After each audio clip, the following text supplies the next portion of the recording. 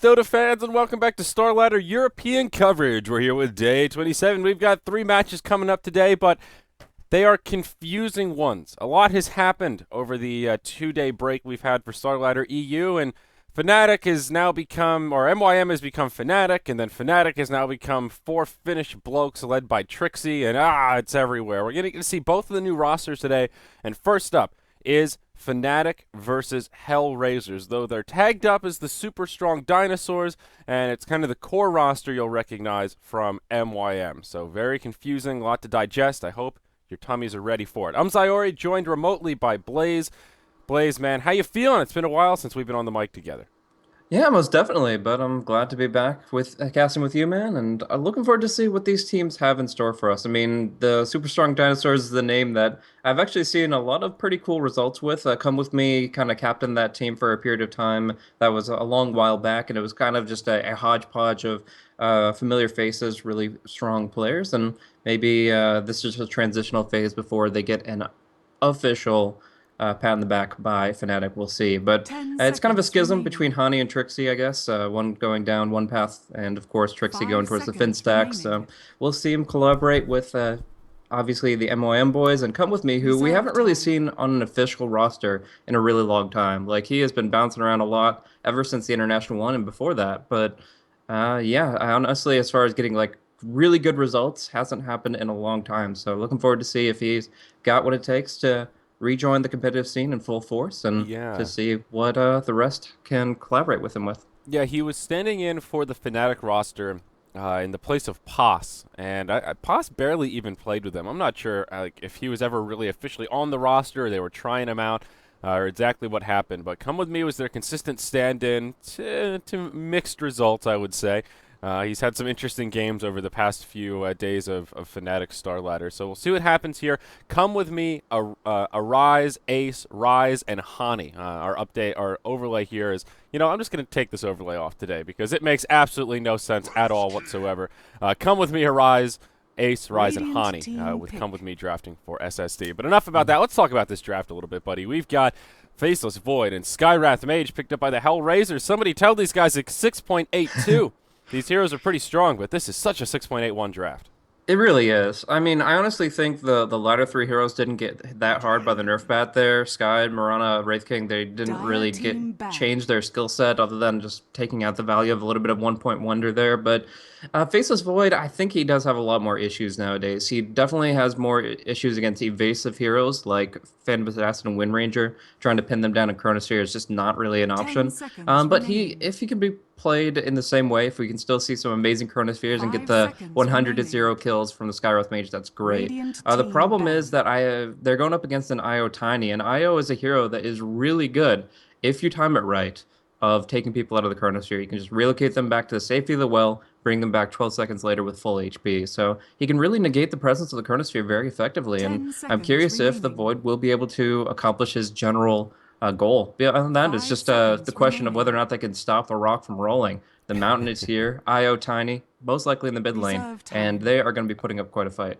Yeah, certainly. And actually, let's glance at the grid as well. This is where Starladder gets very interesting. We're getting into the final week of this big group stage, and some teams have already completed all their matches. Cloud9, the most notable of them, actually the only team. They are 9-6 to Dire round out their team pick. performance. Fnatic, they still no, they don't have a chance. Holy crap, they are 3-7. I think they took over MYM's score. So now technically Fnatic, SSD, this team we're looking at here, they've got no chance. 7 losses, you're pretty much out of it. 4 anchors. That's the team we'll be seeing coming up later. That was Fnatic and is now Trixie's team. They are 7-5, so they're still in the Radiant running team here. pick. Now for this match, we're kind of talking about potential relegation. Hellraisers are in 14th out of 16, 3-8.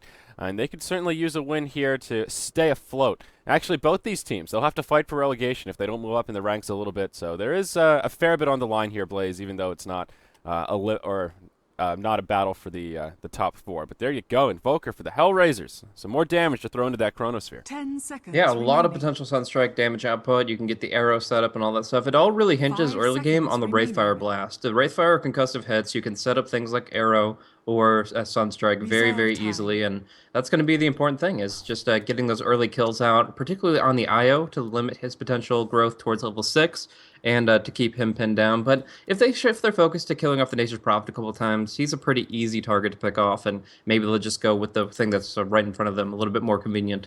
Hmm. Either way, I still don't see a full answer for the Tiny. I mean, maybe the Invoker could go towards Wex and get some disarm from the Deafening Blast, but otherwise, it's just once he gets a Manta to dodge out the Wraith Fire Blast, he's tanky enough to survive through the Chronosphere, and I don't really feel they have a great answer for him. As well, the relocates are still going to be potent. The Mirana can leap away, the Void can time walk away, but everybody else is kind of a sitting duck. And when the IO and Tiny relocates, if they make the right decision making in the tail end of the laning phase towards the mid game teamfight stage, they can be just absolutely demolishing in kills because they'll be able to find opportunities all across the map. Yeah. Let's see. What do the super strong dinosaurs slash Fnatic team need with their final pick? Not a mid laner. They'll need kind of that core with this lineup. Whoever's going to get paired with the Bane. I think you're right about the tiny Wisp. Probably headed mid. What would synergize well here? It's kind of a hodgepodge draft. If they got some great lockdown from Bane, they've got a solid 10 seconds pushing off remaining. laner, and whoa, daddy, the Nyx assassin. There's your Hani hero. Very interesting. Yeah, I haven't seen that kind of pairing work together. I would have expected something maybe more like a troll to facilitate Furions and Tiny's damage a little bit more, but the Nyx Assassin obviously brings a lot to the table here. So gank potential against the Faceless Void. You essentially, whenever you're Vendetta ganked up, you are bringing a party of 3 because the relocate's right behind you. So Hmm. whenever you go in with Vendetta, you've got the Furion to teleport in, you've got the Tiny and Wisp to relocate. So Hani's going to be the tempo controller. He's going to be the one to set things in motion, and everybody else will just be able to follow suit. There's nothing to worry about in terms of glimpse or anything like that. So as long as you're not walking into like this, essentially, if you're not relocating into an arrow or a chronosphere, then you're going to be able to make some kills happen. So Honey's just going to 10 scout things seconds out, look remaining. for the openings, and when they find them, they're going to be the ones to decide where and when the 5 fights are going to seconds be. remaining. Yeah, but I like the idea of Nyx Assassin getting some farm priority, though. He's certainly a strong offlaner where we've seen him shine quite a bit in last patches, and I think he can still work in that role, but he's a fun hero when he's either solo mid, or in this case, he'll probably be looking towards the safe lane. And Hani should find a pretty quick level 6, and that should mean we'll see this Nyx Assassin cruising around and making the life of Hellraisers much more difficult. And he is definitely one of those snowball heroes. I could actually very easily see this SSD draft kind of start balling out of control if they get a lot of momentum in that kind of early laning phase. Mhm.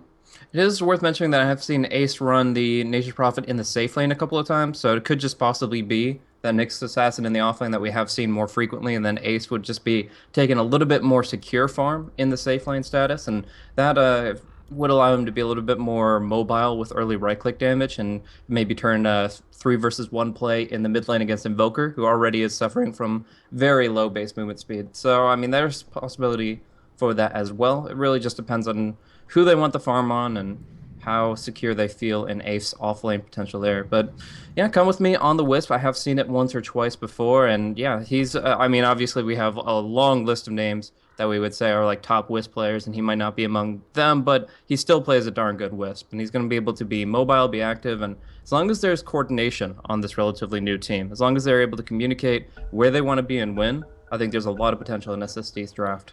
Yep, I definitely agree with that. So they will group, or we will resume and start heading to the lanes. Look at this, the super strong dinosaurs. They've got Snapjaw. They've got a little dinosaur as their courier. I like that. These guys have Nice. style, Blaze, and I can appreciate some good style. Courier battles, Dire Side. Oh, they've got the treasure chest, the trap jaw. This is one of the weirdest looking couriers in the game, I think. I just Cyclops chest with flapping little arms. Oh, jeez. Oh, man. So, lanes, how are we looking here? Looks like it'll be an aggro try coming out of HR. Art style will be on the Mirana. He'll be... Let's see here. Yeah, he'll be farming, it looks like. Dubas will be roaming on the Wraith King. Immune will take support.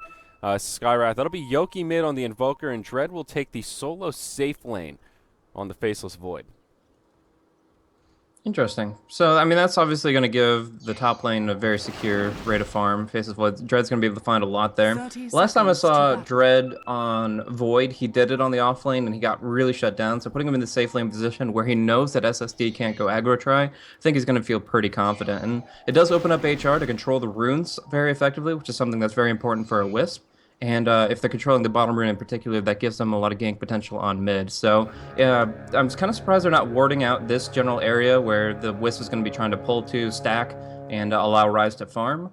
But if they just keep pressure there by moving their bodies that direction very frequently, then they won't need the wards in place. All right. For the Radiant side, now tagged up as Fnatic in the Starladder brackets, but they are tagged here as SSD, the super strong dinosaurs. It'll be Ace in the off lane on the Nature's Prophet. Arise will take mid on the farming Tiny, joined by Come With Me on the Wisp. Down bottom, that puts Hani farming away on the Nyx Assassin, and he'll be joined by Rise to help keep him safe in this lane. But this will be a tricky, safe lane for the dinosaurs, as it will be a 2 versus 3, and HR have a lot of kill potential with this lane as well. You've got that Wraith King set up stun with that tapering slow. You've got all that amp damage from the Ancient Seal, and they need to be careful. Even the elusive Nyx Assassin could fall victim to this combo. Yeah, but I think that they still have to kind of spread their forces a little bit. Although there's a lot of kill potential just going tri-lane down bottom, they also have to make sure that mid is safe, because Yoki up against a Wisp Tiny is just going to die again and again towards level 2, 3, and 4 if he doesn't have some level of support. So we're already going to see Immune rotate through, get a little bit of harassment damage onto the Tiny, and he of course did bring a lot of regen to make sure that he'll be able to sustain here. But it's just worth noting that Come With Me has a lot of kill potential towards level 2, level 3, and they already have a bottle online. Come With Me kind of rushed that out immediately. Yeah, that's pretty standard stuff on the Wisp these days. Given the rune changes, it's pretty easy for the Wisp to keep that bottle topped off, and it does make it a little bit more effective all around. One of those kind of indirect buffs where Wisp wasn't really changed around, but this change in runes really helped him out. Up top in the top lane here, Ace doing a great job against the Void. Dread notably struggling here as Ace is just racking up the last hits, harassing him back, and Dread only 2 and 2 out of the gate. Not really where he wants to be with that safe lane farm.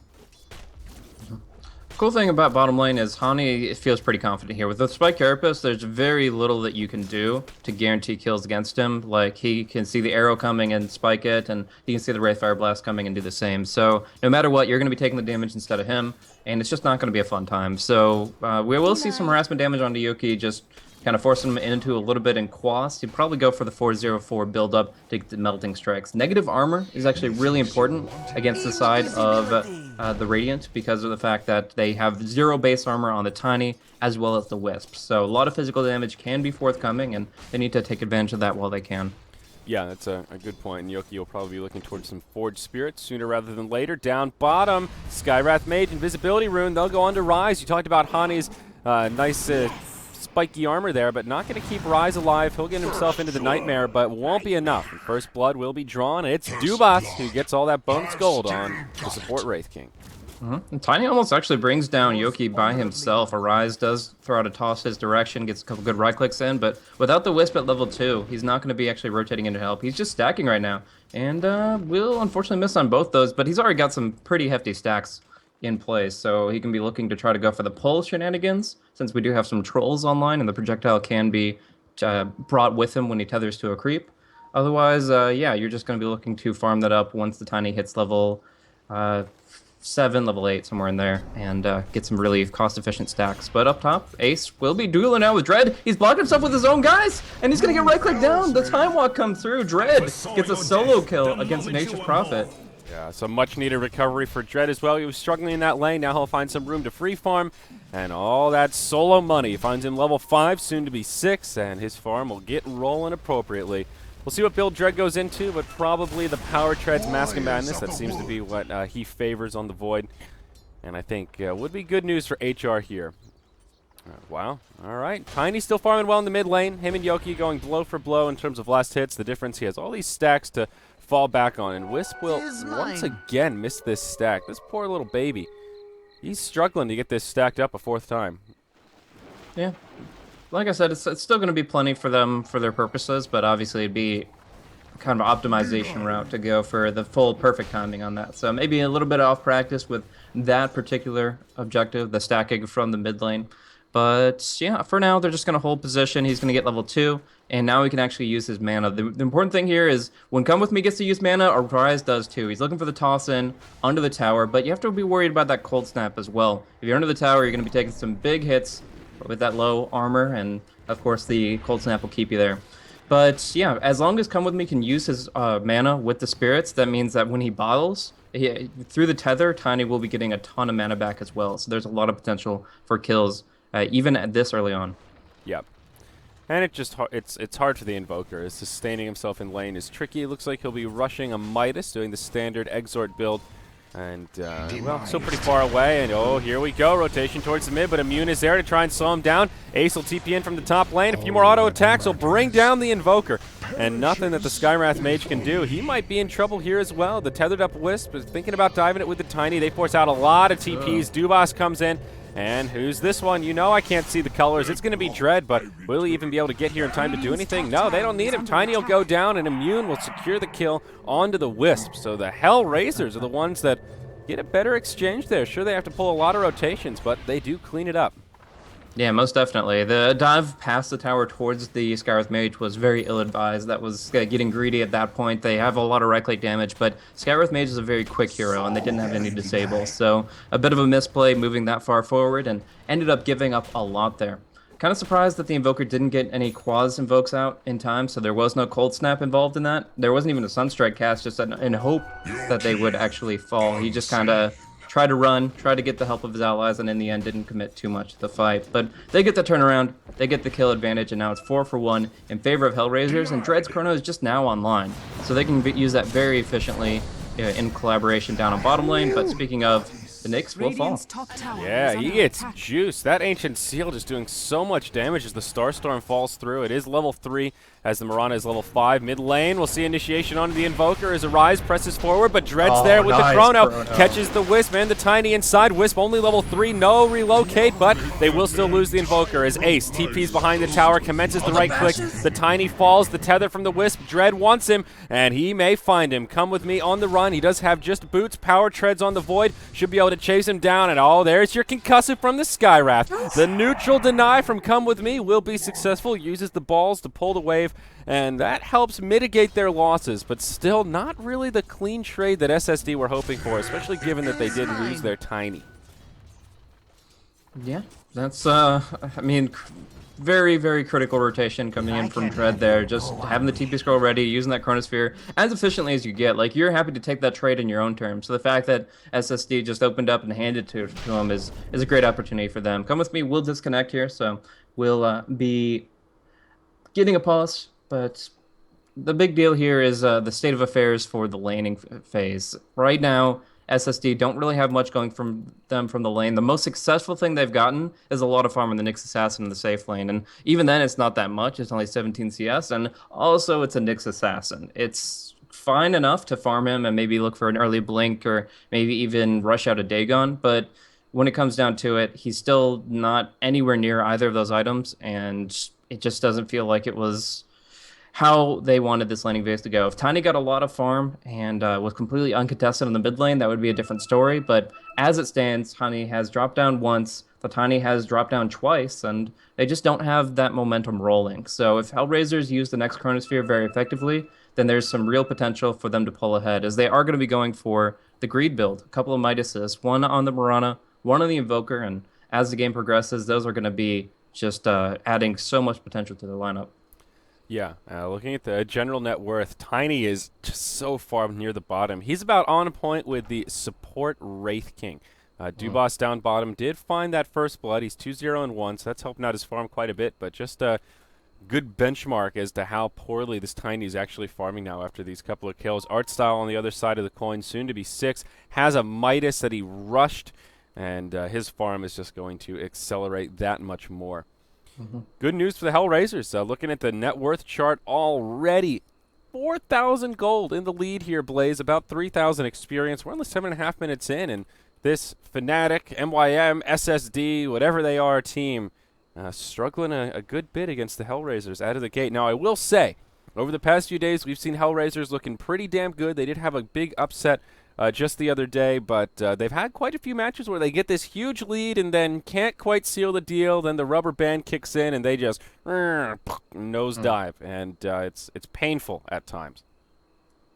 Yeah, there's a couple of points to make about like the rubber band effect involving hand of Midas in general in 6.82 and 6.82b. Generally speaking, I think it's a lower value item than it was in 6.81 because it's giving you artificial net worth enhancement, and that means that essentially you're not going to be earning it, you're not going to be having the combat readiness to fight with that net worth. It's just kind of building you up to the next step. But with the rubber band effect, net worth isn't always a good thing by itself. Like if you're banking 8,000 gold, you're doing something wrong, not just because of how that works in Dota, but in the fact that you're actually going to be giving more gold to the other team because of how much gold you actually have. So having two Midases here, I still think there are great heroes to have it on. Mirana and Invoker can really, really benefit from that increased experience gain. And it's not like Artstyle is going to be doing too much with any other 2,000 gold item. But it is worth noting that the more farm they get, the more net worth they accrue. One throw the other direction, one turn fight, and HR might be regretting that decision. So we'll have to see how it pans out. Yeah, certainly. But first things first, we got to get Come With Me back in this game. What's going on here, little Wisp baby? Are you having this issue recently where Wisp disappears off your, like he doesn't have a portrait? Yeah. I think that might be just an adjustment with the particle effects and how it pans out. But yeah, he is completely portraitless. You should And get the old Wisp one to get the big face on it. and he's invisible for me right now. He's just totally he's not even there. He's just a little circle on the ground, poor guy. Need some Uh, Wisp cosmetics. Flesh him out yeah. a little bit. Oh, I can't wait for the Wisp Arcanas, man. That's what I was hoping for. That's what I voted for in my compendium. I want a Wisp Arcana. I just want to see what it looked like. I probably wouldn't even Nice. buy it. Can you believe that Shadow Fiend Arcana is $35? I got into a heated debate with some of my viewers the other day. That's just, dude, Gauntlet, that new game is $20. And Hmm. you actually get to play a game. That's hours of entertainment.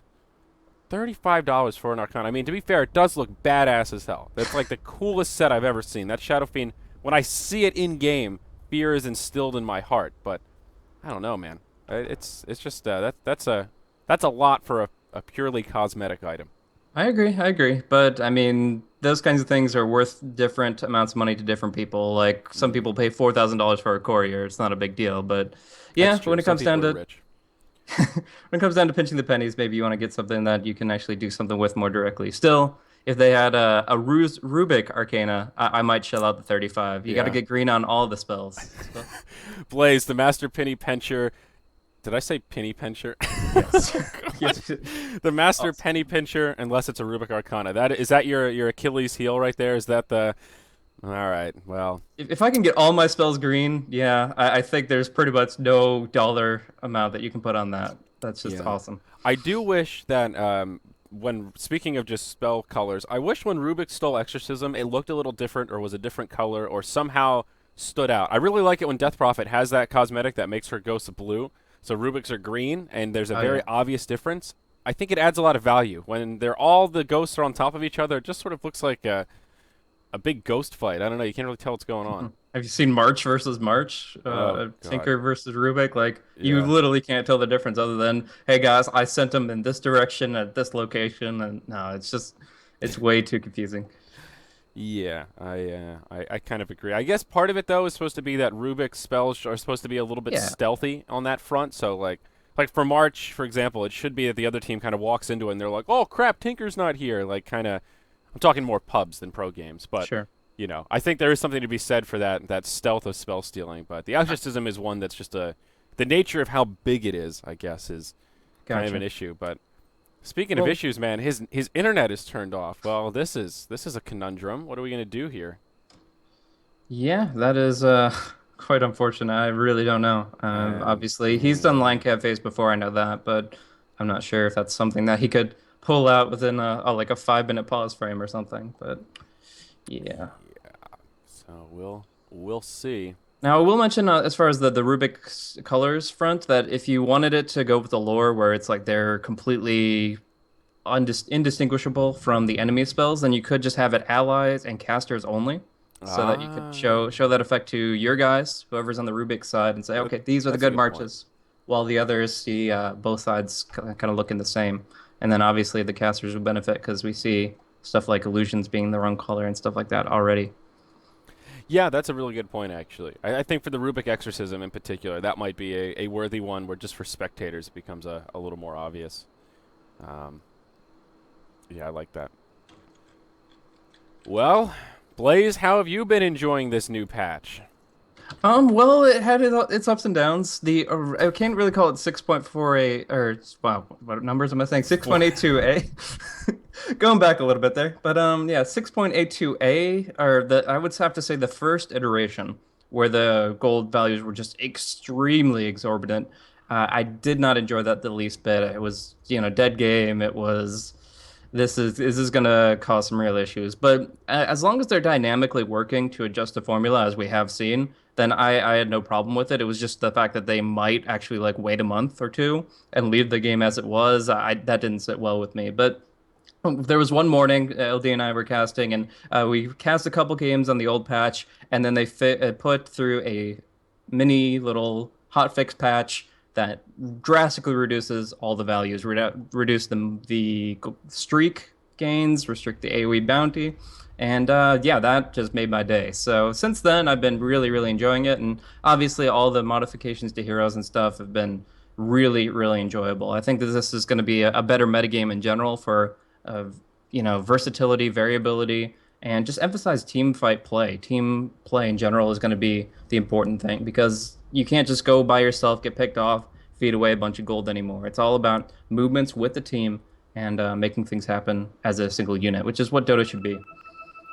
Yeah, it's always exciting. I don't know if it's unique to this patch, but just when new patches come out kind of in general and you see all sorts of different heroes picked up and teams experimenting, that's when Dota gets a lot of fun. You go into the draft and you really have no idea what's going to pop out. And it's been exciting to see LC and Terrorblade now released into Captain's mode. So I've had fun with it so far. It is a much different game, though. The first, I casted a whole bunch before I played, and I queued up a few pubs, and it was a much different experience than I remembered. I've actually been having a lot of fun playing Ricky, though I'm kind of embarrassed to say that out loud. His changes, though, really make that hero a lot more dynamic, I think. Definitely. I think that people, if he starts becoming popular, people will be able to figure him out well enough, know his movements in the early game. If he goes off lane, for example, they'll know where to put sentries to see his positioning. And if you kill him once, you can always know that he's going to be coming from the tower pretty much. I mean, maybe you could make like a exaggerated rotation all the way around the river. But generally speaking, once they start figuring out Riki, if he becomes popular, I think there's plenty of ways to deal with it. But right now, just with nobody knowing how he lanes, where he positions himself, it's better than Bounty Hunter was in the off lane. When it comes down to countering a jungler, when it comes down to just getting free experience and not putting yourself at risk, it's a really, really powerful. So we'll see if it actually becomes something that pros want to use more consistently. But for now, he's just a really I don't know. He's frustrating to play against, but he's Yeah. not really a threat, is what I'd have to say. Like he's very annoying, but when it comes down to it, he's not going to be a hard right clicker with his base damage reduced. His farm rate's going to be slow, so I really do feel like he kind of falls into that support bounty hunter type role.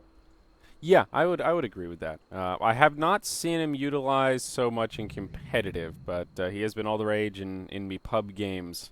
Mhm. That's for sure.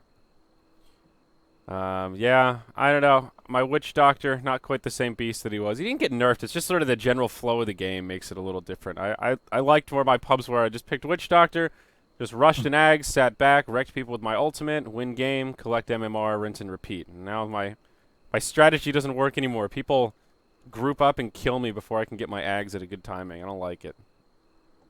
Brutal. Yeah, it's That's a just the way rough of Dota. life. What are you gonna do? All right. Got to show off my dreaded dreads, man. So, do we have a certain ruling as far as how long we're gonna wait for Come With Me in these circumstances, or? The rule of thumb that I've heard from admins in the past is 15 minutes is the kind of pause limit. That's also the if a team is more than 15 minutes late, that's when the default time comes, and there you go. Looks like SSD. All GG, well played. So fun game there, Blaze. Good work. You did well. You as well, man. Sick cast Okay. of those two team fights.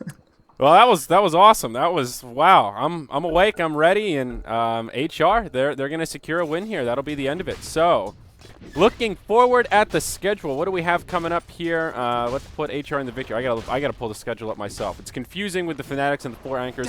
We'll go over it once more, guys. MYM in the brackets standings for Starladder Season 10 have now become Fnatic. So that team is not off to a great start. They're now like 3-8. Definitely not going to be top 4. And that is this team here, tagged up as SSD, your Hani, Come With Me, Rise, Ace, Rise roster. So HR will take the win for this one. Next game starts in just about 40 minutes or so. It'll be Virtus Pro versus KPG. Nothing crazy about this one. Very easy to understand. Then after that, we'll have a long gap, and it'll be Virtus Pro Polar, the Go Black team, previously NVMI, and they'll be facing off against 4 anchors. That is Team Trixie, the 5 Finnish team, and they are now in the place of the original Fnatic in the bracket. So they actually have a pretty good chance of going to the top 4 still. I believe they're 7-5. Yes, they are. So I'll see they're now 4 anchors in position 6. So that's kind of the skinny. That's the lowdown. That's how everything is standing. We're going to have a break. Then Blaze now will be coming back for Virtus Pro versus KPG.